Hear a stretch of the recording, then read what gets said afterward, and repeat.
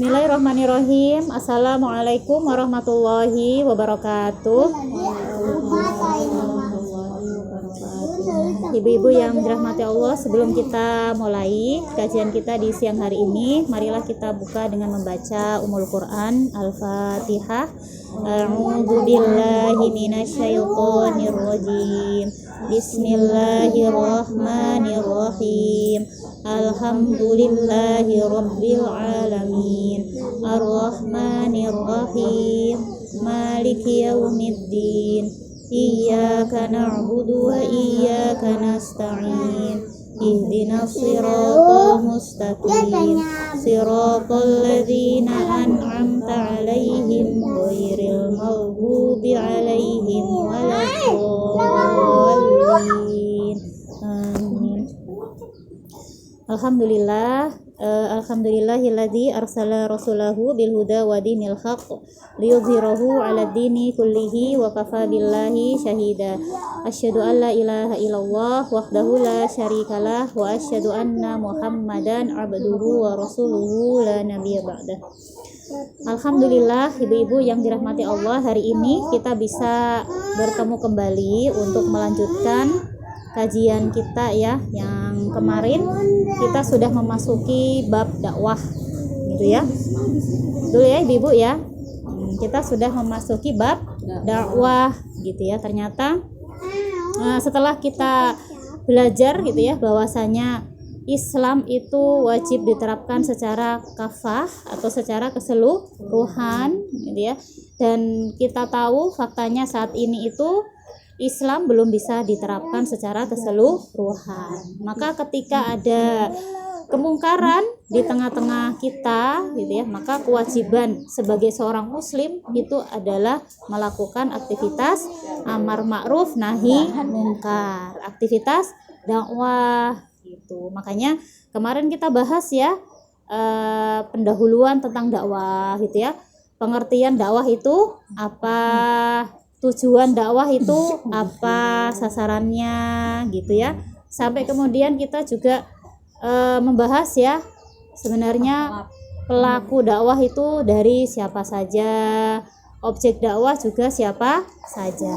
Begitu ya ibu-ibu ya. Jadi secara keseluruhan kalau kita mau review dari materi kemarin, tujuan dakwah itu apa sih? Udah saya hapus tapi. Tujuan dakwah itu apa? Adanya dakwah. Harus ada perubahan. Itu tujuannya. Jadi kalau kita di sini ada acara kajian, tujuannya adalah perubahan. Jadi harus ada perubahan. Kalau ada orang dakwah, berarti ada perubahan. Karena Islam sendiri itu adalah perubahan. Jadi berubah. Apanya yang berubah? Pemikirannya terlebih dahulu. Kenapa kok pemikirannya? Karena pemikiranlah yang kemudian melandasi seseorang itu memahami sesuatu atau tidak memahami. Kalau orang sudah memiliki pemikiran tentang Islam, memiliki pemahaman tentang Islam, maka akan mengubah perilaku, tingkah laku. Jadi kalau mengubah perilaku seseorang, maka yang diubah pertama kali terlebih dahulu adalah pemikirannya. Begitu ya ibu-ibu ya. Nah, berarti kita udah dapat lagi nih, dakwah itu kewajiban bagi setiap muslim, baik laki-laki maupun perempuan. Tidak hanya yang kemudian bergelar ustadzah saja ya, bergelar bunyai, tapi semua. Selama kita itu muslim, maka disitulah terletak kewajiban kita dalam berdakwah. Karena umat Islam adalah umat dakwah, umatnya Nabi Muhammad SAW.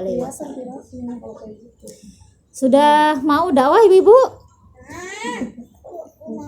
Insya Allah. Pertanyaannya tak mundurin lagi. Ibu-ibu meyakini kalau seorang muslim itu memiliki kewajiban dakwah? Yakin. Berarti mau berdakwah? Mau. Siap berdakwah? Ntar deh gimana caranya gitu kan ya? Nggak bisa. Makanya kita harus ngikuti teladan dari Nabi Muhammad Shallallahu Alaihi Wasallam. Kan baru on the way, baru proses belajar gitu ya. Yang penting mau dulu kan ya. Aspek perubahan itu kan dari tidak tahu menjadi tahu. Kalau udah tahu, dari tidak mau menjadi mau gitu. Baru 2 itu kan ya. Nanti yang ketiga, dari tidak tahu caranya menjadi tahu caranya. Nah yang keempat, dari tidak biasa menjadi sudah biasa. Sholat juga gitu kan ya. Dulu sama nggak? Dari tidak tahu sholat menjadi tahu.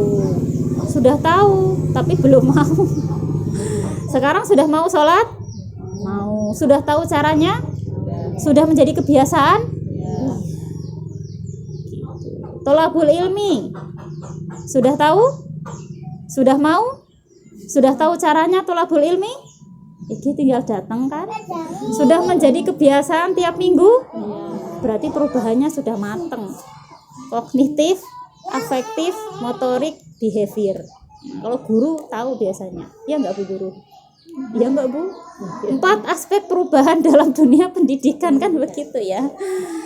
Jilbab dan kerudung, kognitif. Dari tidak tahu menjadi tahu. Sudah?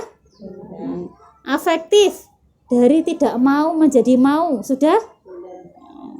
Apa tadi? Motorik. Dari tidak tahu caranya, terus kemudian sekarang tahu caranya. Sudah? Sudah. Behavior, dari yang tidak biasa sekarang sudah biasa. Sudah? Insya Allah. Nah itu namanya aspek perubahan.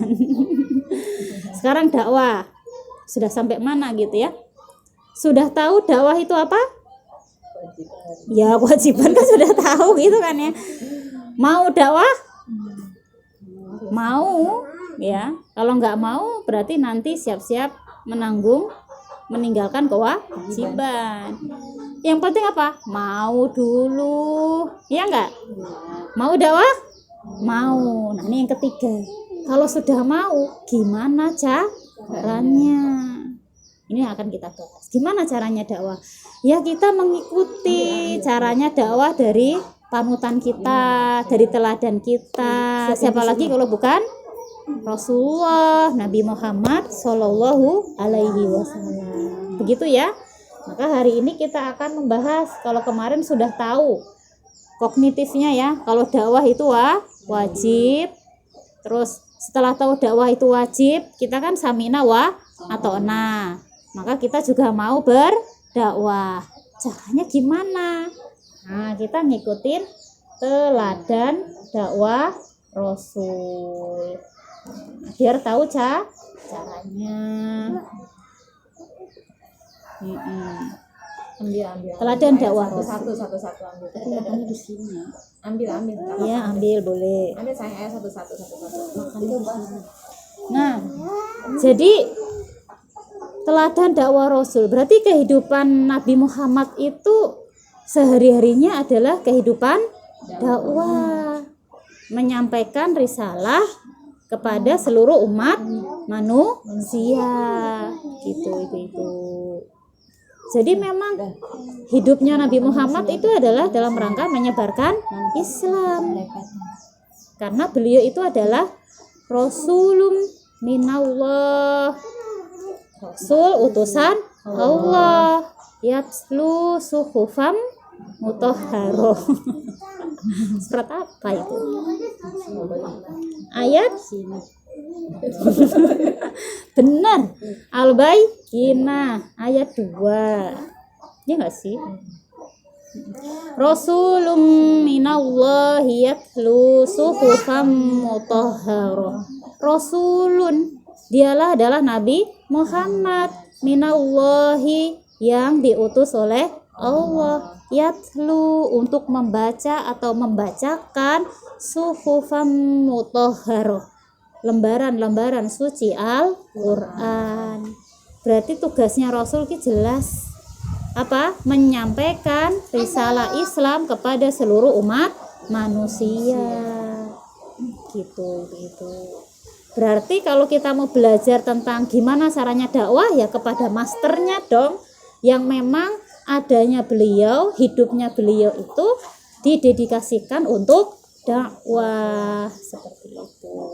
Berarti mau nggak mau kita harus mengulik ya, Nabi Muhammad itu hidupnya bagaimana, berapa lama nabinya hidup, berapa lama nabi itu dakwah, di mana saja dakwahnya nabi, dakwahnya pada siapa, responnya bagaimana, tantangannya gimana, semua kita harus tahu, kita pelajari supaya apa, kita bisa meneladani. Jadi kita itu meneladani Rasulullah itu secara kafah, meneladani akhlaknya, ya kan, meneladani tata cara ibadahnya. Tapi hidupnya Rasul kan tidak hanya ibadah saja, Rasul juga melakukan aktivitas dakwah. Maka kita juga harus meneladani bagaimana kehidupan perjalanan dakwah Rasulullah. Oke. Berarti Rasulullah itu mulai diutus dakwah, dikasih tugas dakwah sama Allah itu dari usia berapa? 40 tahun, 25 tahun. Siapa yang nebak 40? Ngacung. Yang 25? Yang enggak dua-duanya? Enggak tahu. Kemarin katanya udah Isra Mi'raj, apa enggak dibahas gitu kah? Aduh, gitu. Merayakan aja. Oh, merayakan aja gitu ya. Harusnya lebih kenal baik dong gitu ya. Katanya cinta Nabi gitu. Baiklah, kalau itu sulit tak ganti pertanyaannya. Rasulullah itu wafat usia berapa? Berapa? Oke, bener enggak? Katanya cinta Nabi. Berapa Rasulullah wafat? 63 tahun. Apakah Rasulullah berdakwah selama 63 tahun? Tidak, enggak dari lahir. Pertanyaannya, kapan mulai dakwahnya? 25 kah? 40. Iya, diutus gitu ya. Jadi Rasul usia 40. Bener, Bu. Berarti rentangnya di sini ya. Sudah bisa menyimpulkan berapa lama kehidupan Rasulullah berdakwah? Berapa tahun? 3. Nah, dapat 23 dari mana?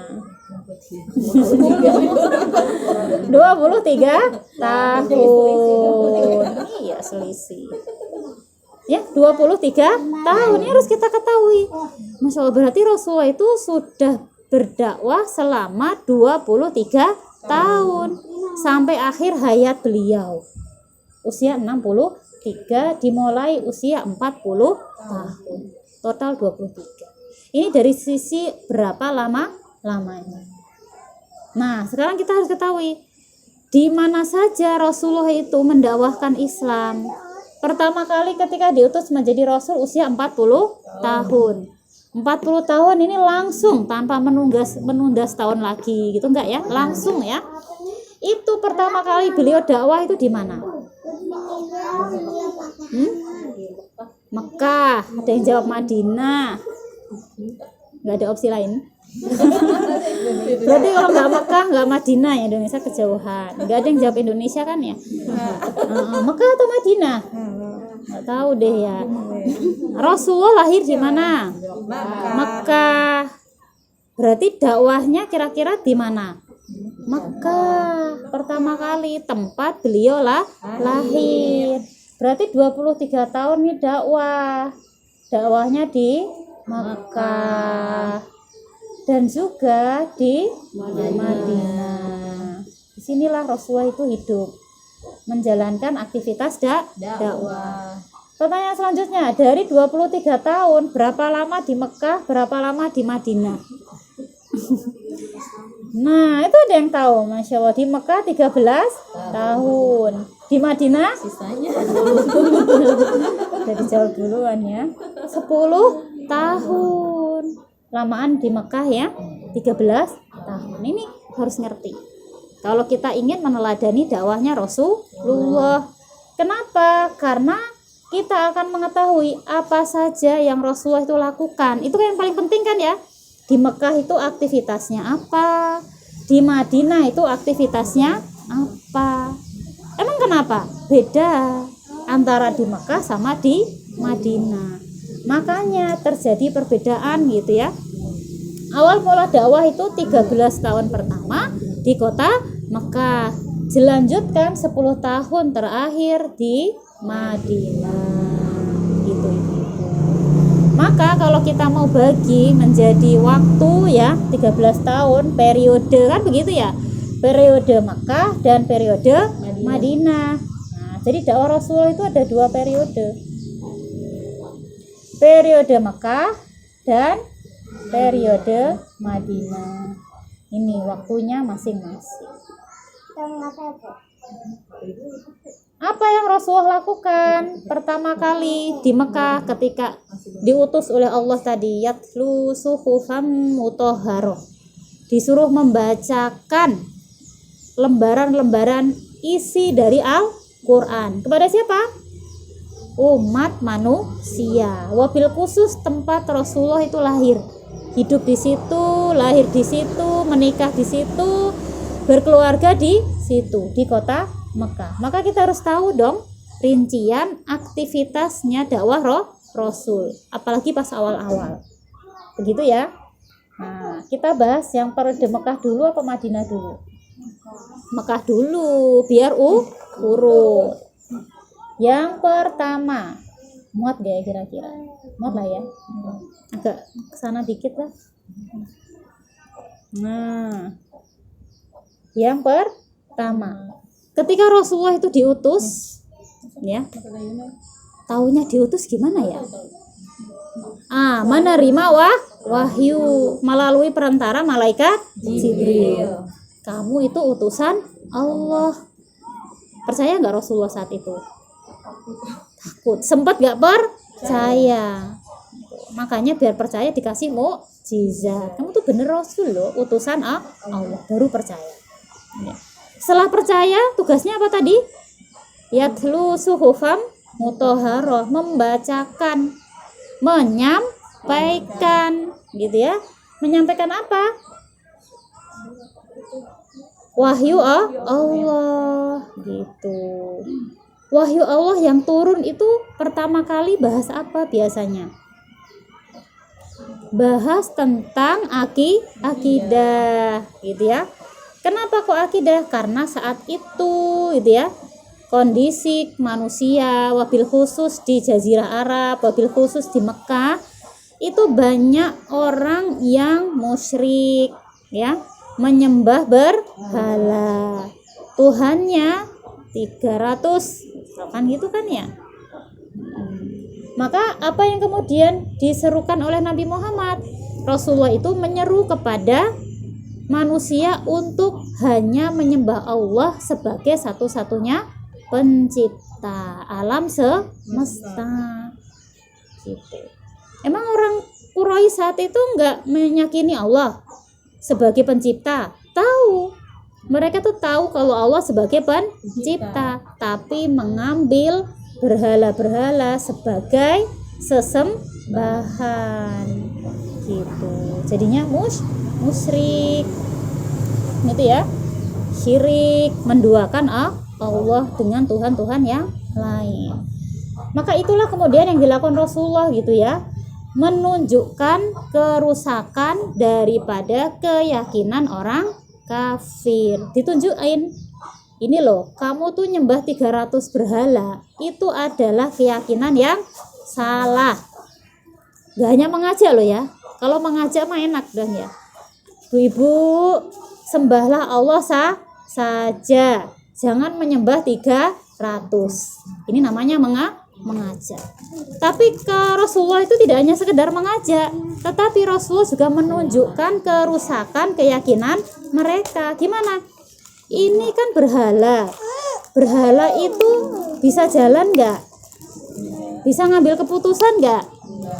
Ya, dikencingin diem kan, nggak bisa bales. Ini tuh makhluk yang bikin juga kalian kok disembah. Jadi ditunjukin kerusakan itu. Berarti kalau menunjukkan kerusakan berhala berarti menunjukkan keaslian berhala, menunjukkan kerusakan berhala, berarti termasuk mencaci maki berhala kan ya? Berhala itu kan nggak bisa ngomong, berhala itu nggak bisa jalan. Kok kamu sembah, terus kamu bikin lagi dari tepung. Umar bin Khattab dulu ya, bikin berhala dari tepung. Ntar kalau paceklik berhalanya dimakan. Kayak gitu tuh kan perilaku orang nggak waras. Begitulah kira-kira kata Rasulullah. Maka bagi mereka kata-kata Rasulullah itu adalah mencaci maki Tuhan-Tuhan mereka. Nah, Rasulullah menunjukkan memang kerusakan. Jadi nggak hanya mengajak, Bu. Kadang kalau kita ngajak orang itu belum tentu orang itu tahu kesalahannya ya. Harus ditunjukkan kesalahannya, ditunjukkan kerusakan pemikirannya. Kalau hanya sekedar ngajak, dia nggak sadar kalau selama ini itu mengidap gitu ya, pemikiran yang rusak, mengidap keyakinan yang rusak. Inilah gitu ya yang kemudian menyebabkan dakwahnya Nabi Muhammad itu ditentang habis-habisan. Kalau cuma ngajak sih biasa, ayo ngaji gitu kan ya, kalau mau ya berangkat, gak mau ya udah gitu kan ya. Tetapi kalau menunjukkan kerusakan perilaku orang, menunjukkan kerusakan keyakinan seseorang, nah itu pasti mau nggak mau akan menghadapi feedback, ya nggak sih? Respon gitu. Nah, jadi apa yang dilakukan oleh Rasulullah gitu ya? Turun surat Al-Mudaththir ya. Ya ayyuhal mudaththir. A'udzubillahi minasyaitonirrajim. Ya ayyuhal mudaththir, qum fa'andzir. Bangunlah gitu ya, orang yang berselimut. Disuruh untuk menyerukan. Pertama kali Rasulullah mengajak Islam kepada istrinya, keluarganya, sahabat dekatnya. Dipilih-pilih kira-kira orang yang aman untuk diajak masuk ke dalam agama Islam gitu. Karena ini dakwah baru awal-awal, jadi ngajaknya kepada orang yang aman, yang kira-kira nggak menimbulkan pertentangan nih. Kalau diajak itu mau, kan bisa ya kita ngira-ngira ya, kayaknya nih kalau ngajak Bu Erni ngaji kayaknya mau deh, kan bisa kira-kira gitu ya. Tapi kita juga bisa ngira-ngira ya, kayaknya kalau ngajak si Fulan kayaknya nggak bakal mau deh, kan begitu ya.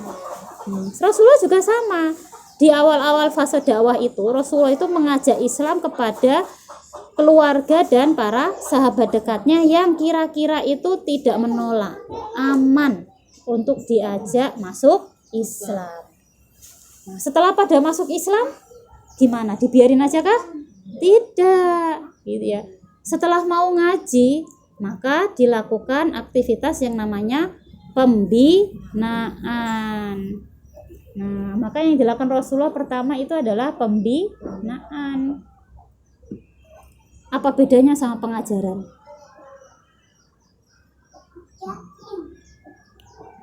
Di sekolah itu pembinaan atau pengajaran? Kok tahu? Bedanya apa sama pembinaan? Pembinaan mah diajari sampai benar-benar bisa ya. Kalau pembelajaran mah kayak materi aja gitu. Iya. Kalau pengajaran itu tugasnya ngajar, sampein, ya udah gitu ya. Paham ya, alhamdulillah gitu ya.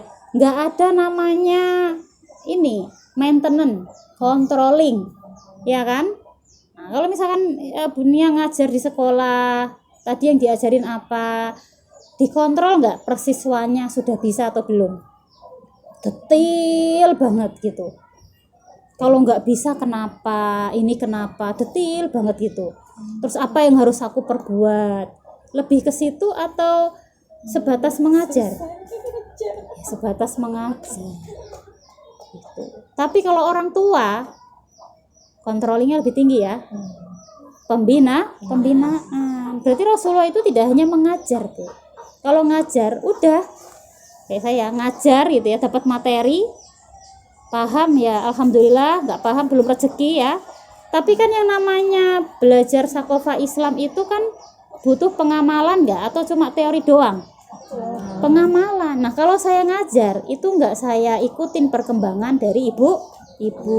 Itu kalau nggak ngajar, serah Bu Wi sudah pakai kerudung atau jilbab atau belum gitu. Kalau saya nggak ngajar, nggak perlu saya kepo Bu Wi di rumah udah pakai kerudung belum gitu kan ya, jilbabnya udah istiqomah belum, kan kayak gitu. Nah, itu namanya pembinaan. Jadi membina itu beda sama mengajar. Kalau membina itu guru itu harus tahu perubahan dari yang dibina, perkembangannya dari sisi amaliyah, dari sisi amal. Sudah jilbaban belum? Ya kadang belentang-belentong Bu gitu. Kenapa? Kan begitu ya, diikuti perkembangannya. Karena jilbabnya sedikit, musim hujan pula. Terus kalau pengajaran terserah musim hujan, pikir sendiri solusinya. Enggak begitu. Kalau pembinaan tuh ya, oh begitu kendalanya, gimana caranya, ibu-ibu pinjemin jilbabnya, kan begitu. Gimana barter, punya beras tukar jilbab, punya jilbab tukar kopi, atau gimana gitu kan caranya ya. Yang punya kelebihan dibagikan seperti itu. Kalau membina, itulah yang dilakukan oleh Rasulullah. Kenapa kok nggak sholat? Apa kendalanya? Iya, soalnya encok Rasul gitu ya. Rasulullah sampai kemudian nyari solusinya. Oh, kalau encok kamu pijet dulu ya, begini begitu. Oh, nggak sembuh juga, ya udah sholatnya boleh duduk. Dipikirkan terus sampai muridnya itu bisa melakukan hukum syariat, sama-sama taat. Itu tugas pembina. Beda sama pengajaran. Sama-sama kajian itu beda loh. Ada yang modelnya pengajaran. Kalau pengajaran itu bahasa Arabnya taklim. Kalau taklim familiar? Tapi kalau pembinaan itu bahasanya bukan taklim, tapi taskif.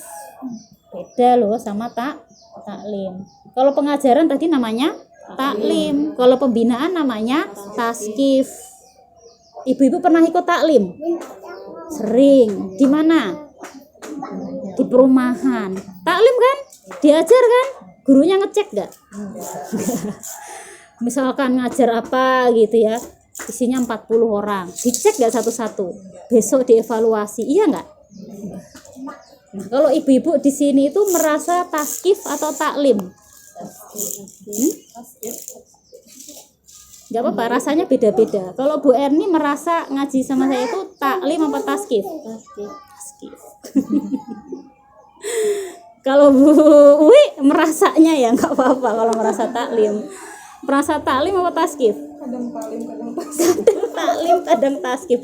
Oh, berarti kita jarang ngobrol ya. Gitu ya. Soalnya nggak save nomor nih. Oh iya, saya juga nggak nge-save nomor. Setiap kali saya itu berikan materi baru, saya itu kan selalu ulas materi yang sebelumnya. Saya cek nggak? Cek gitu. Gimana jilbabnya? Gimana kerudungnya? Gimana kaos kakinya? Pas saya cek buinya nggak hadir kali ya. Jadi nggak merasa dikontrol gitu ya. Yang suka kupingnya deket saya itu samping saya nih gitu ya. Tiap hari gitu, udah belum gitu. Jadi jawabannya langsung taskif nih gitu. Oh, gitu kan ya gitu.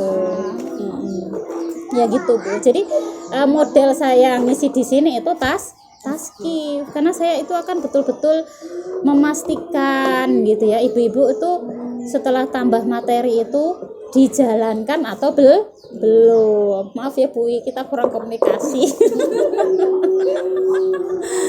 Rizky ya mungkin kurang komunikasi, tapi nggak harus sama saya ya, saling gitu, sama gitu ya. Jangan komunikasi sama Bu Erni mulu ya. Aku jadi contoh mulu kan. Oh iya ya. Jadi viral di YouTube. Ya sebenarnya kan itu sebenarnya contoh aja. Sebenarnya semuanya itu juga dicek, dikontrol gimana perubahannya. Cuma belum sempat satu per satu. Gitu. Jadi pas Bu Erni nganter aja itu ngobrol begitu aja. Gitu. Kayaknya kan nggak ada. Oh iya ya, kok anter yuk gitu ya. Secara nggak sengaja ya hanya ngobrol ya, begini begitu cek gitu. Ya itu aja, kurang personality aja, kurang personal ngobrol. Ya itu berarti masukan buat saya gitu ya, kalau masih ada yang taklim nggak apa-apa. Berarti kita ngobrolnya teh kurang. Tapi saya ada perubahan kan. Oh, ada perubahan. Tadinya masih belum income kayak kaos kaki. Alhamdulillah. Karena saya melihat buku itu kayaknya nggak perlu saya cecer di sini deh kayaknya. Jadi nggak terlalu dikepoin banget gitu ya. Bu Rizky juga nggak terlalu kepo, udah yakin gitu, insya Allah mah ya. Dunia mah juga insya Allah, budaya mah juga insya Allah. Bukan berarti sama dirimu gak insya Allah. Habis diterbang ke langit dijatuh. Spesial. Enggak, memang dia itu orangnya jujur, kalau memang belum pakai ya belum gitu. Apalagi kan kemarin kan selalu diingatkan gimana kerudungnya. Oh iya ya kemarin. Jadi kalau misalnya belum nggak pakai kaos kaki, Ya teh. iya udahlah gini aja gitu. Jauh, saya mah jauh. kalau baper makan lemper. Baper mah lapar. Baper lapar makan lemper. Ya begitu Bu. Ya kalau taklim itu memang jarang baper sih karena nggak disinggung ya. Tapi kalau taskif itu ya memang begitu gitu ya. Kadang yang kira-kira sepertinya belum kan dari tatapan matanya kan kelihatan misalkan gitu ya terawang gitu, ini kayaknya Bu itu insya Allah diem-diem tuh udah berubah gitu ya, jadi nggak terlalu dini gitu. Kayaknya Bu Erni ini masih agak kendor contoh. Kok Bu Nasi nggak pernah saya cecer, kayaknya nyecernya kaos kaki aja deh dia kayak gitu ya. Ini itu adalah bagian dari Nah, jadi kepo. Maafkan kalau saya kepo ya. Kepo itu pembina. Ini azan ya. Kita break dulu. Silakan kalau mau ditulis nih baru segini. Sini ada lagi ya. Jadi hati-hati. Sini masih ada. Jadi ibu nanti mepetin kemana kita. Sini nanti masih ada. Ke bawah ya. Nah ini juga ke bawah nanti.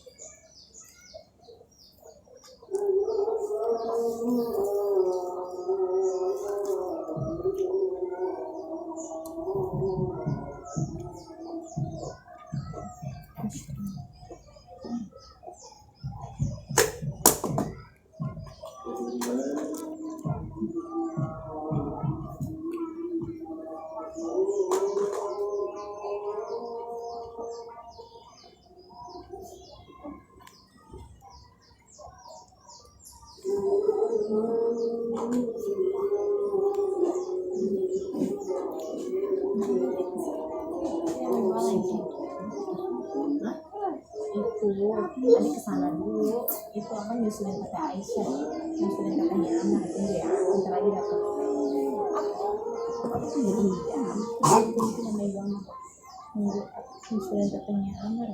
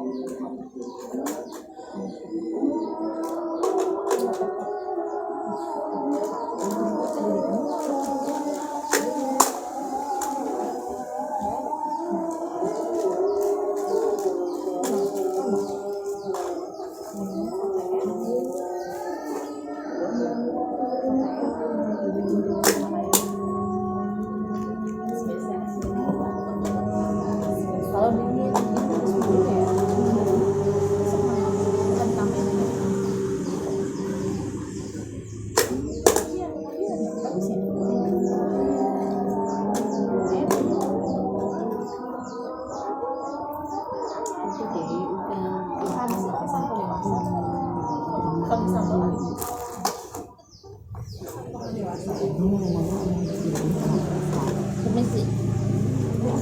Jajan.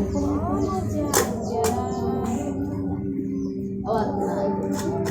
Sini naik. HP-nya nomor HP-nya sini dulu, terjatuh. Taruh dulu. Di atas abis.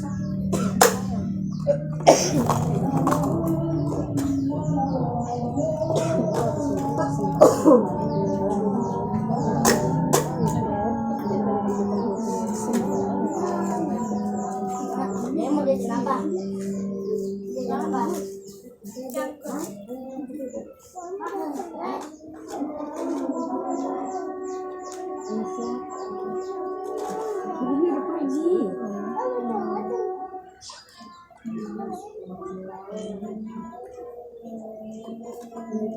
Apa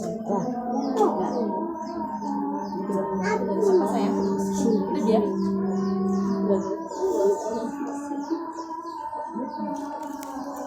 Ibu udah dilihat itu. Ada Umi. Tahu apa tahu? Tahu Umi yang itu. Tenang ada.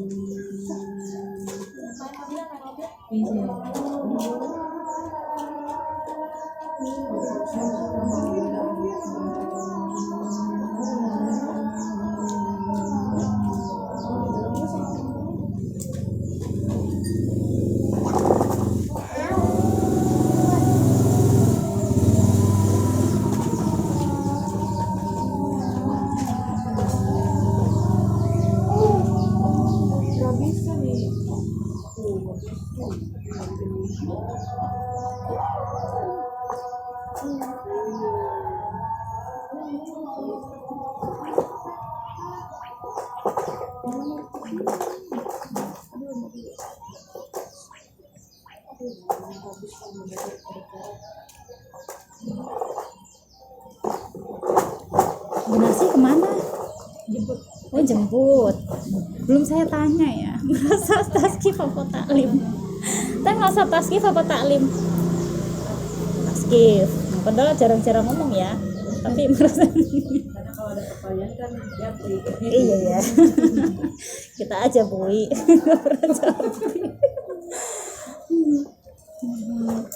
Ibu Nia merasa taskif apa taklim?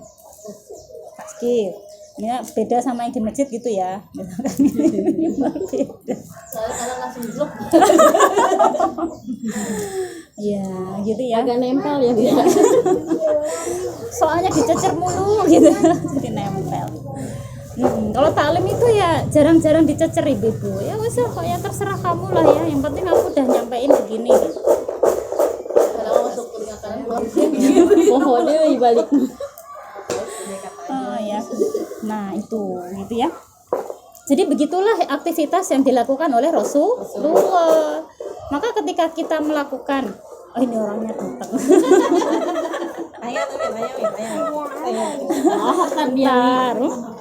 Dia main tanya-tanyanya melongo nanya apa dulu judulnya. Tadi sampai mana pas pergi tadi saya jelasinnya?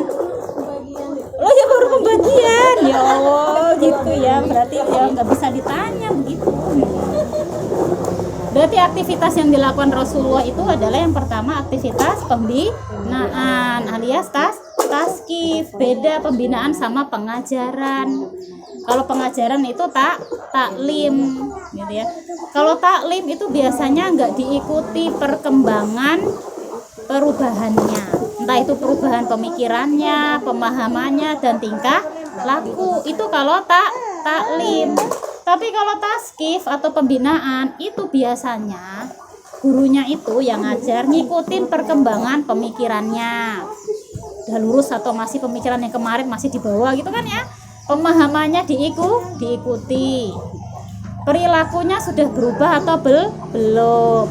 Sudah jilbaban atau belum? Kayak gitu-gitu. Itu namanya pembinaan. Kalau belum dikuliti lagi, kenapa kok belum?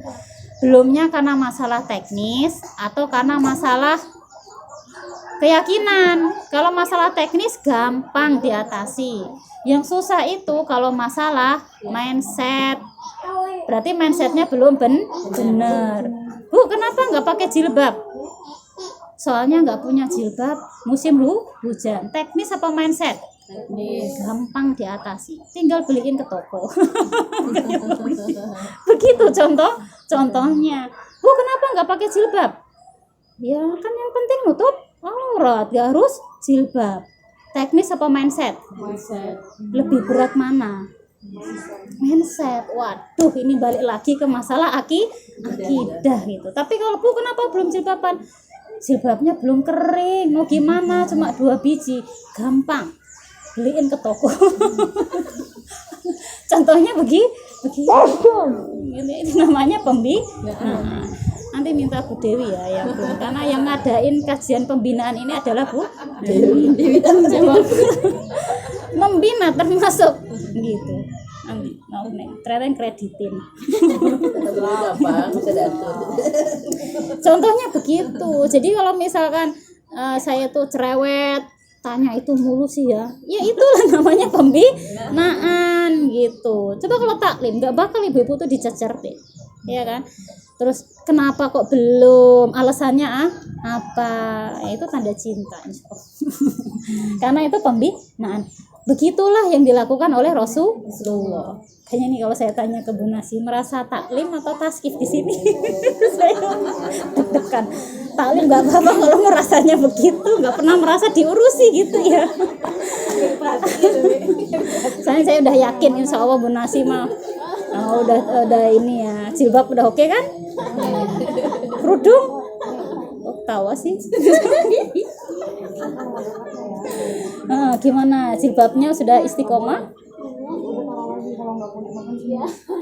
Iya, kerudungnya udah istiqomah ya. Kaos kakinya. Ke warung siung. Nah, itu pertanyaannya nih. Kenapa kan nggak harus nutup kaos kaki kan? Kan nggak harus pakai kaos kaki kan? Kan bisa yang lain gitu, bisa pakai terserah apa gitu kan ya. Kan nggak harus pakai kaos kaki gitu. Nah, berarti masalahnya teknis apa mindset? Apa tuh ayo? Kalau mindsetnya apa kok belum? Enggak, maksudnya kadang masih gimana gitu. Udah ada udah maunya, cuman masih deket ini. Wah, itu masalah mindset. Nah, kalau mindset itu berat. Beda kalau teknis. Teknis itu gimana? Nggak ada kaos kaki. Ada sepatu ada. Nah, itu mindset. Mindset itu berarti permasalahan akidah, masalah keyakinan. Tak kasih contoh biar yakin ya, ibu ya. Tambah lagi. Tahu nggak gitu ya? Allah itu kan maha adil ya. Bagi yang taat itu kan mendapatkan surganya. Bagi yang tidak taat mendapatkan neraka. Adil nggak? Adil. Misalkan Teh Rizky sudah taat pakai kaos kaki, misalkan gitu ya, gitu ya. Ada fulana belum taat, belum pakai kaos kaki. Apakah nanti nasibnya sama atau beda? Beda gitu. Beda. Atau ada orang yang nggak pakai kaos kaki, kenapa? Karena mindset. Nggak pakai kaos kaki kenapa? Karena nggak punya kaos kaki. Nah, kalau masalah mindset nggak punya kaos kaki, ya udah telanjang kaki. Tapi kalau masalahnya teknis nggak punya kaos kaki, dia akan pakai segala cara gimana supaya kakinya tidak tampak. Itu kalau teknis. Tapi kalau mindsetnya sudah oleng di awal, nggak ada kaos kaki, malah udah kebawa beneran karena nggak ada kaos kaki, itu kan jadi alasan ya. Seperti itu. Berarti mindset itu penting. Maka saya balik lagi ke mindset. Tadi ya, beda nasib nggak? Beda nasib. Ingat surat Al-Baqarah kemarin. Barang siapa memilih-milih ajaran yang satu dan yang lainnya nggak mau, kerudung lah tak pilih. Kenapa? Iya, gitu kan, karena kerudung itu lebih mudah. Kan semua orang sekarang udah pakai kerudung ya. Jilbab, milih jilbab dan kerudung. Tapi kaos kaki nantilah. Nah, itu tergolong milih-milih enggak? Iya. Tergolong milih. Kalau tergolong milih-milih tadi ancamannya Allah apa? Di dunia nista, di akhirat sengsara, ya kan? Nistanya dunia gimana? Ya dipersulit sama Allah kehidupannya, hatinya nggak tenang, otaknya materi mulu, zina terus ya. Yang harusnya dia bahagia, qanaah gitu ya, ada aja itu dihinakan di dunia. Belum lagi azab di akhirat. Gimana azab di akhirat tuh gimana? Sekecil-kecilnya azab di neraka itu apa? Ketika diberikan sepatu atau sendal dari bahan bakar api neraka. Sendalnya itu dari satu titik api neraka, disuruh pakai.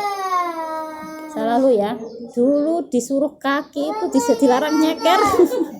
masih nyeker. Nah, rasain sendal. Wah, gitu kan. Pakaian gitu ya. Suruh pakai. Ini bukan sembarang sendal. Ini sendal terbuat dari api neraka. Tahu di mana kelanjutan hadisnya? Ketika sendal itu dipakai, maka panasnya itu sampai mendidihkan otak. Kebayang nggak, Bu? Harus dibayangkan, harus didekatkan gambaran itu supaya kita jangan coba-coba, jangan berani-beraninya menampakkan aurat kaki. Bayangin, bantu ya. Kalau nggak terbayang juga, ambil kompor, bakar sendalnya, pakai. Kalau belum terbayang juga, gitulah seorang muslim. Gitu ibu-ibu. Kalau nggak juga ya Allah saking sayangnya sama kita kadang ya, masak kecipratan minyak goreng panas, melepuh nggak? Ada ini ya, teman saya gitu, sama-sama ngaji hari Rabu juga tapi sesi pagi. Bener gitu ya terjadi, saya nggak doain gitu ya. Lagi goreng gitu ya, tinggal goreng mah udah 20 biji bakwan ya, cuma tinggal 2 biji. Cerita kemarin tuh cuma tinggal 2 biji, kecelakaannya itu pas ngangkat 2 biji terakhir. Kenapa? Karena tinggal 2 biji kan ya, itu tuh yang 1 biji bakwan jatuh, yang 1 mau diangkat. Dia ini sayang yang 1 biar nggak jatuh kan, dia gini, ternyata dia mau ngambil gini, nyenggol wajan. Gorengan terakhir panasnya tahu ya, langsung dia tahu kalau itu tumpah, mau menghindar nggak bisa. Akhirnya kakinya itu kesiram minyak panas dari tumit sampai kaki, panas banget tuh. Awal-awal sih nggak kelihatan lecet ya, tapi setelah yuk langsung dikasih segala macam gitu ya, tapi akhirnya jadi belang. Nah belangnya itulah yang tampak dari itu. Langsung introspeksi diri nggak kalau ada begitu, apa salahku ya Allah, banyak salahmu gitu ya, langsung introspeksi diri gitu yo, kayak gitu ibu-ibu. Bukan saya mendoakan ya, ini kejadian nyata gitu ya. Mungkin ibu-ibu pernah ketemu kali Bu Nasi itu yang sesi pagi Rabu yang di rumah itu, Bu Yoyo gitu ya.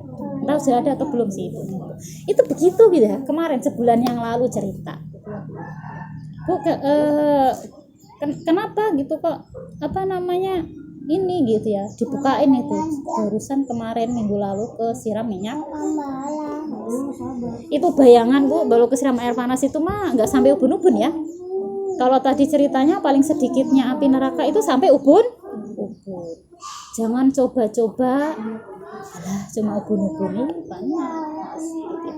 Jadi yang dilihat itu bukan berapa sebentarnya, cuma sebentar aja, bukan gitu ya, bukan dilihat sebentarnya, mau sebentar mau lama sama saja.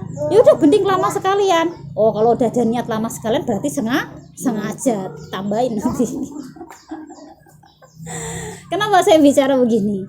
Ini dalam rangka mendekatkan kita terhadap kehidupan setelah kita mati, yang itu real, berlangsung selama-lamanya ya. Mau ngicipin dulu atau nggak usah ngicipin sendal tadi, jangan sampai gitu ya. Saya nggak akan ngasih seperti ini kalau belum SP ketiga, kan begitu ya pendidikan dari Allah ya. Awalnya diajak dulu baik-baik, pakai kaos kaki, pakai kaos kaki, pakai kaos kaki, masih gitu juga, pakai kaos kaki. Nah kata Allah kan begitu, nggak mempan SP1, nggak mempan SP2, Allah kan langsung gini ya, kalau nggak pakai kaos kaki rasakan begini-begini, kan begitu ya Allah ya, kan nggak langsung gitu ya. Ayo sholat, waqimus sholat wa atus zakat, masih baik-baik yang ngajaknya ya. SP2 masih baik, SP3 itu masih baik juga.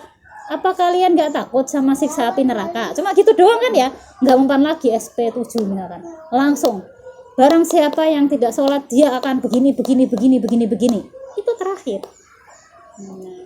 Itu pendidikan Allah yang terakhir gitu ya.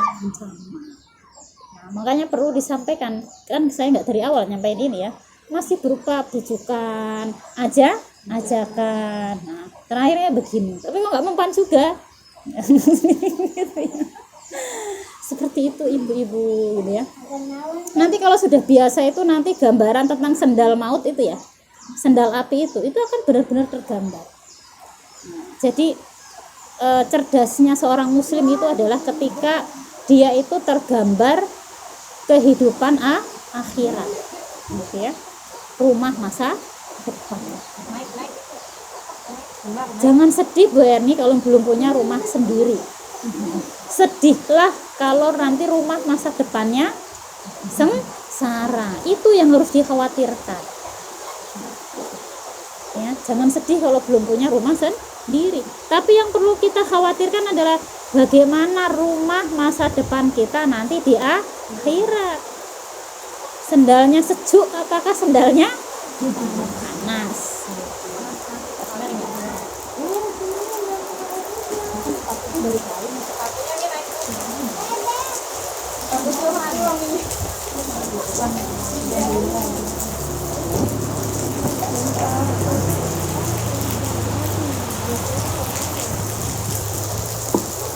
Oh habis. Begitu ya ibu-ibu ya. Nah, ini hujan jadi nggak kerasa panasnya. Aku bayangin gitu ya. Itu ibu ya. Jadi membayangkan, menggambarkan gambaran kehidupan akhirat itu penting. Biar kita itu semakin taat sama Allah Subhanahu wa Ta'ala. Jadi taatnya itu tidak nanti gitu ya, karena kalau nanti itu berarti perkara mindset tadi. Nah, kira-kira Rasulullah juga melakukan pembinaannya begitu nggak kepada para sahabatnya? Iya, gitu ya. Masya Allah gitu ya. Jadi para sahabat, kalau sahabiah berarti perempuan ya. Bahkan para perempuan itu ketika turun ayat tentang khimar, kerudung, mereka langsung apa? Antarlah kan baru turun ayatnya. Apakah begitu? Enggak. Mereka langsung masuk ke dalam rumah menggunakan kain sarung itu dipakai sebagai kerudung. Bayangin, sarung lecek dipakai kerudung. Karena saking bersegera dalam melaksanakan syariat. Kain gorden dipakai untuk jilbab. Apa ibu-ibu ada yang sampai begitu? Nggak punya jilbab, ngambil taplak meja dijahit. Nggak punya jilbab, sampai ngambil gordennya buat jilbab. Kan lebih mudah sekarang nggak sih? Nggak punya jilbab. Berarti masalahnya para sahabat itu bukan lagi masalah teknis menjadi hambatan ya. Kalau mindset sudah lurus, maka teknis itu gampang diatasi. Ibu-ibu punya 100 pasang kaos kaki pun, kalau mindsetnya belum bener, dia nggak bakalan pakai. Ibu-ibu punya 1 pasang kaos kaki pun, kalau mindsetnya sudah bener, pasti bisa pakai terus. Gimana caranya? Pasti bisa mengatasi. Sama kayak kerudung, punya kerudung banyak 100 biji di lemari, ya kalau mindsetnya nggak dibenerin ya gitu. Punya jilbab 22 kodi, itu juga nggak menjadi solusi ya kalau mindsetnya belum habis. Mari, itu maksud dari pembinaan. Berarti harus ada perubahan. Apalagi sekarang menjelang Ramadan. Kalau ukurnya itu dari Ramadan tahun lalu dengan Ramadan tahun ini. Ramadan tahun lalu, alhamdulillah udah kerudungan, udah ya. Ramadan tahun ini harus ada peningkatan. Jilbaban sampai kaki. Saya nggak bilang kaos kaki wajib ya. Intinya gimana caranya? Kalau jalan keluar rumah, kaos kaki, bukan kaos kaki, kaki ibu yang cantik-cantik itu tidak kelihatan. Yang gemoy-gemoy juga diambil. Jangan sampai dilihat tukang somai. Gimana caranya? Terserah, gitu ya. Berarti harus ada perubahan antara Ramadan tahun lalu dengan Ramadan besok. Deadline Ramadan ya. Deadline Mudah-mudahan sampai ya Bu usia kita di bulan Ramadan. Itu kan belum ini istiqomah. Jangan mati dong istiqomah. Saya juga begitu ya Allah, jangan saya tuh masih ada dosa gitu ya. Tapi apa bisa kita request? Yang bisa kita usahakan apa? Terus berusaha. Ayo berusaha, pasti bisa. Bu Erni lihat Bu Nasi kakinya, kaki lu tuh. Bu Nasi lihat Bu Erni, kakimu juga. Bukan kaki doang. Pakai balik lagi begitu, harus saling mengingatkan. Bu Nia ternyata, wah, tak bawain ya. Bu Rizky aman, gak ada. Gitu ya, lihat mah sudah Rokib dan Atit. Masa saya harus sweeping, minta Bu Dewi buat sweeping. Nggak usah begitu juga lah ya. Bertahap, kata ibu bertahap ya. Tapi udah setahun ya. Intinya deadline Ramadan bukan demi saya ibu. Itu demi ibu-ibu sendiri gitu. Apa untungnya buat saya? Nggak ada. Gitu ya. Ntar kalau nggak ada kaos kaki kredit lah. 1.000 per hari ya, seminggu Mas. Ya itu maksud dari taskif. Jadi saya tuh sebagai musakif. Nah, berarti orang yang mentaskif gitu ya. Sekuat tenaga, sebisa saya, semampu saya itu untuk memberikan pemahaman kepada ibu, memberikan ilmu yang bisa saya miliki gitu ya. Controlling sebisa saya, ya kan nggak mungkin saya pasang CCTV di warungnya siapa? Ya ngapain gitu ya, itu di luar kuasa saya gitu ya. Ya paling saya hanya mengingatkan selalu gitu ya. Dan tadi coba kasih deadline. Nah, tadi perubahan tadi maksimal Ramadan. Sekarang udah mau Syakban gitu ya. Ramadan itu harus better dari Ramadan tahun sebelumnya. Ada sebulan nih dikonsistenkan gitu ya. Oke, nggak maju-maju, jadi masih nomor 1. Kita lanjutkan ke yang kedua. Gitu ya, ibu-ibu ya. Bu Erni. Kalau ke rumah dia juga harus pakai kaos kaki, Mi. Nggak harus, yang mewajibkan kaos kaki itu siapa? Yang penting kalau misalnya cuma mau ke rumah dia doang gitu. Emang rumahnya di mana? Keluar dulu kan. Ya saya di sini. Yang penting tidak tampak. Terserah gimana caranya. Terus harus gamisan juga gitu. Lingkungan umum kan? Masih di situ kan ada siapa? Ada yang bukan kayak bukan ya harus. Jadi kalau jilbab kemarin pembahasannya kan 2. 1 terkait dengan tempat, lingkungannya umum atau khusus. Lingkungan umum tuh gimana? Orang itu bebas mengakses. Nah, jarak antara Bu Erni sama Bu Nasi itu meskipun 500 meter atau 200 meter, orang itu bisa ngakses itu enggak? Bisa enggak? Atau memang itu udah dipagar tinggi, gembok atas itu? Umum, berarti itu lingkungan umum. Wajib jilbab, wajib kerudung, wajib saubul mihnah. Nah, yang kedua batasan mahram kan ya. Siapa yang boleh lihat? Sudah di dalam rumah. Dilihat dulu siapa orang yang di dalam rumah. Kalau yang di dalam rumah aman, mahram semua aman. Kalau enggak ya berarti pakai jilbab dan kerudung. Dia bisa ditanyakan lagi kalau belum paham. Sama kayak saya kalau Pak Umi kan Kalau ke rumahnya nenek Aca kan ada sepupu, ada Om Asep, ada Om Jun kan sama om saya harus pakai kaos kaki lah setidaknya, kalau nggak sepatu lah biar mereka nggak yang ini nggak nampak gitu. Sama aku juga pertamanya emang ribet cuman ya gimana kita iya kayak kalau lagi ngejemurin pakaian kan itu mah belakang rumah ya, tapi sepi sih, nggak pernah ada orang gitu. Nggak pernah ada masalah orang. sepi nggak sepinya, minimal kalau belakang rumah sepi ya. Kalau jemur itu kan ajeb ya. Nah makanya gamisnya itu kalau bisa motongnya jangan terlalu tinggi. nutup sampai mata kaki. Jadi kalau jemur itu kan diem. Ya kadang mah pakai dasar doang. Nah, itu belum kemudian menerapkan aturan jilbab dan kerudung. Kerudung udah ya, jilbabnya. Jadi misalkan yang jemur di sini ya, atau jemur di sono lah, yang kayaknya orang lewat pun nggak lihat. Itu termasuk lingkungan umum. Itu tetap gitu ya. Oke lah, nggak usah pakai kaos kaki. Kenapa? Karena jilbabnya sudah menutup mata kaki. Kan cuma jalannya gitu kan, kayak pengantin baru kan, nggak jalannya loncat gitu kan, nggak sampai kelihatan kan, nggak tertutup gitu ya.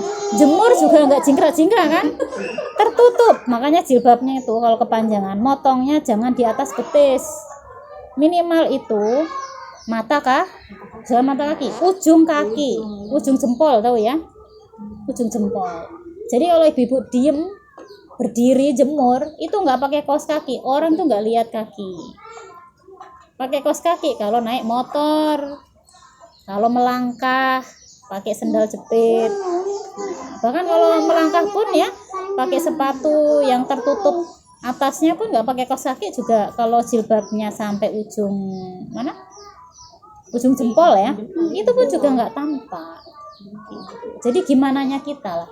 Kalau mindsetnya sudah oke, ya, karena keyakinannya sudah mendalam tentang bagaimana kita itu harus sebagai seorang muslim, samina wa atokna gitu ya, sama perintah Allah dan Rasulnya.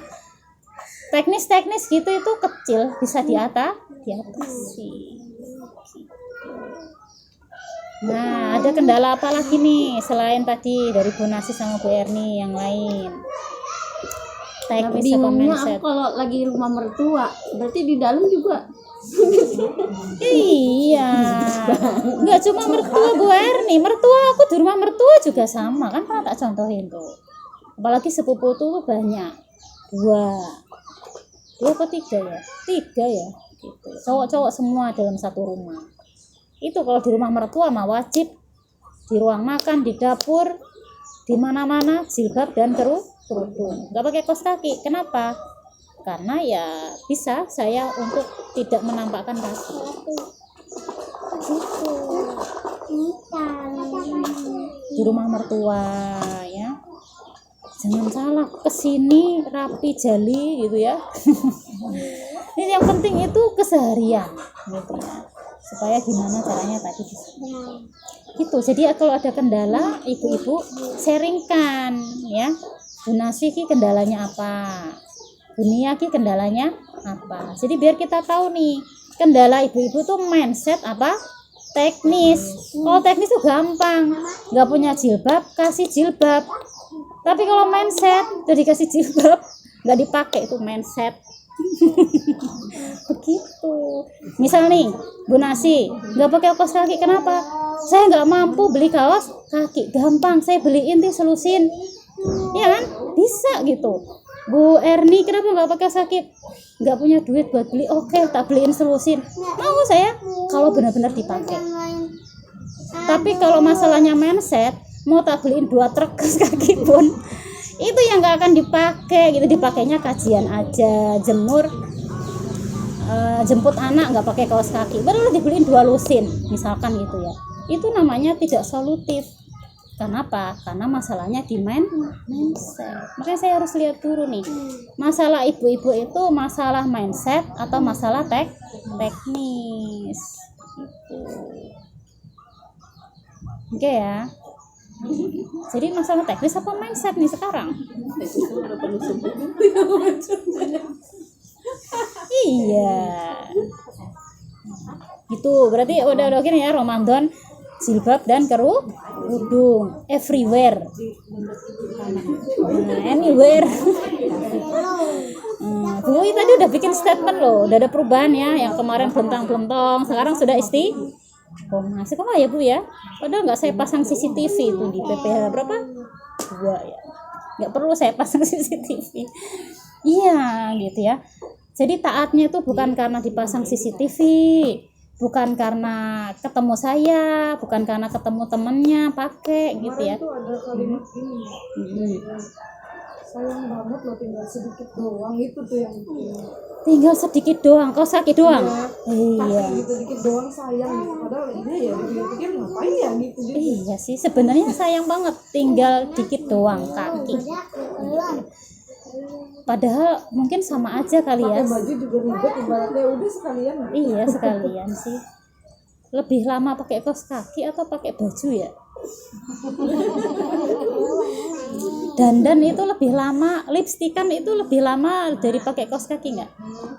Waduh, kalau pikir saya lebih lama. Coba pakai kerudung segi 4 tuh lebih lama dari pasang kaos. Jadi sebenarnya nggak ada alasan. Sekarang kos kaki saya di jendela. Jadi kalau mau keluar Nah, Berarti contoh. sekarang kita nggak usah keluar rumah ya. jadi malas keluar rumah sih emang. Iya, jadi sekalian nih pulang nganterin nih, misalnya sekalian ganja. Iya, Yang kalau ada keluar di sekalian. rumah. Jadi sekalian Schedule kan ya. Iya.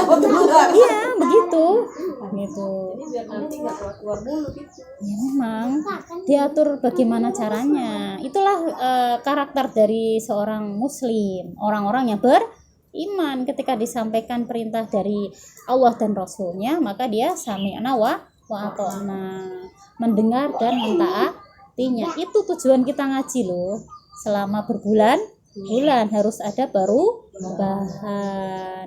Kalau nggak ada perubahan ya sama aja kayak taklim gitu. Kalau taklim ya begitu. Padahal kan sayang gitu ya, kita sudah meluangkan waktu, meluangkan tenaga, meluangkan pikiran. Niat kita di awal di sini juga dalam rangka untuk ngaji, tholabul ilmi, jadi muslimah, istri yang lebih baik. Maka harus ada parameter yang jelas. Lebih baiknya tuh di bagian mana? Ya enggak, Bu? Pokoknya aku ngaji supaya jadi lebih baik. Saya masih ingat itu. Siapa yang jawab? Mayoritas jawabannya begitu ya. Saya ingin menjadi lebih baik. Nah, lebih baiknya itu harus tampak gitu ya. Lebih baiknya itu parameternya harus jelas. Lebih baik akhlaknya, oke. Lebih baik tata cara berpakaiannya, oke. Seperti itu, jelas parameter.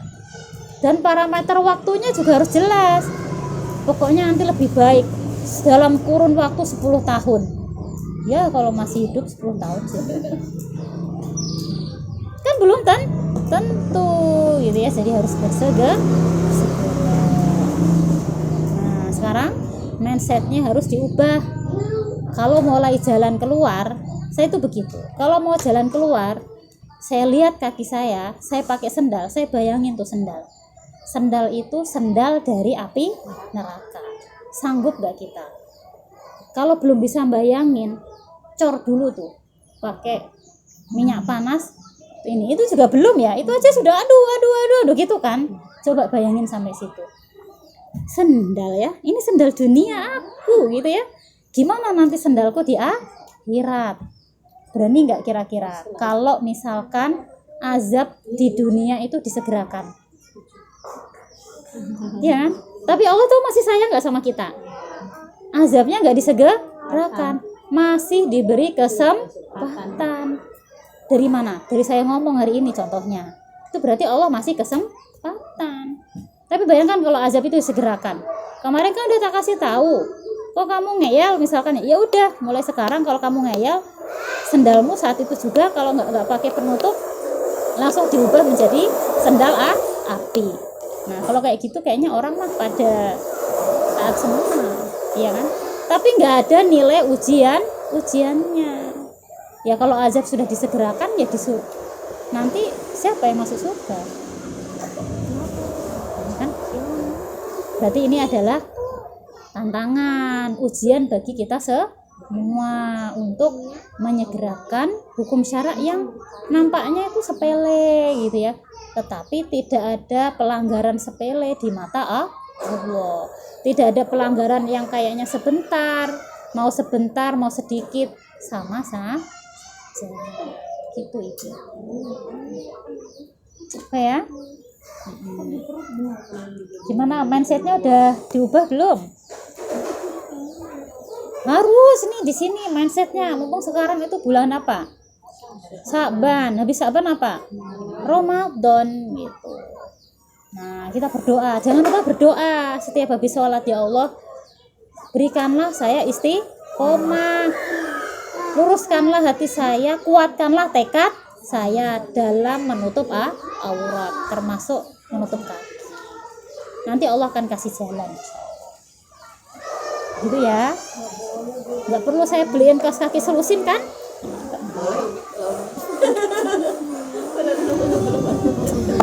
Iya, nggak perlu saya beliin kaos kaki selusin gitu ya. Karena masalahnya bukan teknis, masalahnya adalah di mindset. Begitulah Islam itu mengajarkan, gitu ya. Itu pembinaan atau tasqif. Begitu yang Rasulullah itu lakukan kepada para sahabat dan sahabatnya. Ibu-ibu kalau di sini bukan sahabatku ya, tak biarin aja, bodoh ting. Terserah. Tapi kita kan sudah bersahabat selama setahun dan pengennya tetap bersahabat until jannah, sampai ke surga. Mana ini? Gitu ya ibu-ibu ya. Kita lanjut nih ya, udah poin 1. Ada lagi enggak? Ini yang mau disampaikan keresahan-keresahan dalam pelaksanaan hukum syariat. Barangkali ada yang mau disampaikan. Gue udah kasih statement tadi, kaos kaki digantung jendela. Ya ide juga yang bagus gitu ya. Soalnya kalau nyari tuh suka hilang. Boleh, karena mertua kan mahram, nggak apa-apa. Kalau nggak ada ipar mah aman, sentosa. Iya. Yang banyak ipar itu, saya termasuk ipar saya banyak dari laki-laki. Gitu ya. Ini saya tuh kehabisan jilbab gitu ya kalau di rumah mertua. Nah dipakai terus tiap hari. Jadi sehari itu bisa ganti ya, karena buat masak, buat ini keringetan, karena sehari-hari gitu. Oke, itu pembinaan ya. Jangan ragu kalau ada kendala dalam hal menyegerakan syariat tadi ya, termasuk jilbab kerudung, sharing. Barangkali butuh motivasi gitu ya, atau penguatan Bali, atau ada yang tidak dipahami, silahkan jangan sungkan untuk kita. Jangan diem-diem baik ya, masih diem-diem aja. Apanya? Oke, setelah pembinaan ya. Jadi efek dari pembinaan itu Rasulullah itu membentuk apa? Nah, supaya terjadi apa? Pembentukan kepribadian Islam. Kepribadian apa Bu? Islam. Jadi kepribadian Islam itu pola pikirnya Islami, pola tingkah lakunya juga Islami, pola sikap.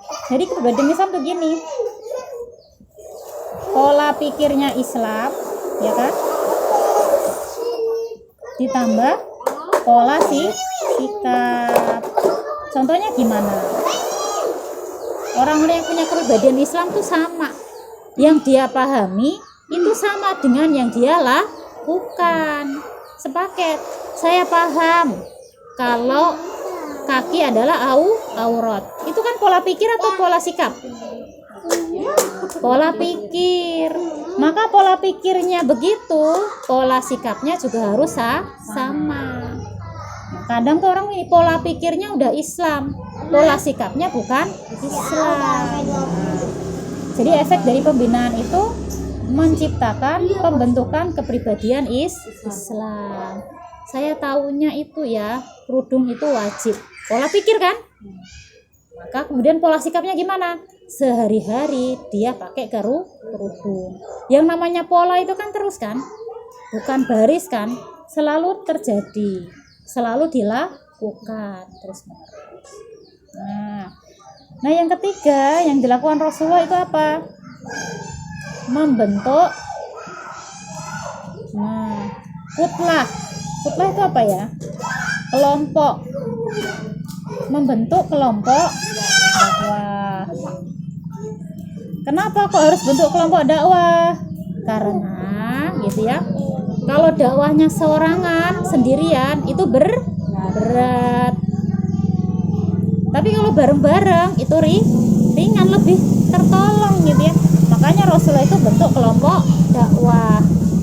Kalau bahasanya sekarang itu apa, Bu? Jamaah dakwah, ormas dakwah ya, ormas Islam gitu lah ya. Dulu kan bahasanya bukan organisasi ya, kutlah, kelompok dakwah. Rasulullah sudah bentuk itu. Namanya Hizbur Rasul. Namanya apa tadi? Partainya Rasulullah. Isinya adalah orang-orang binaan dari Rasulullah gitu.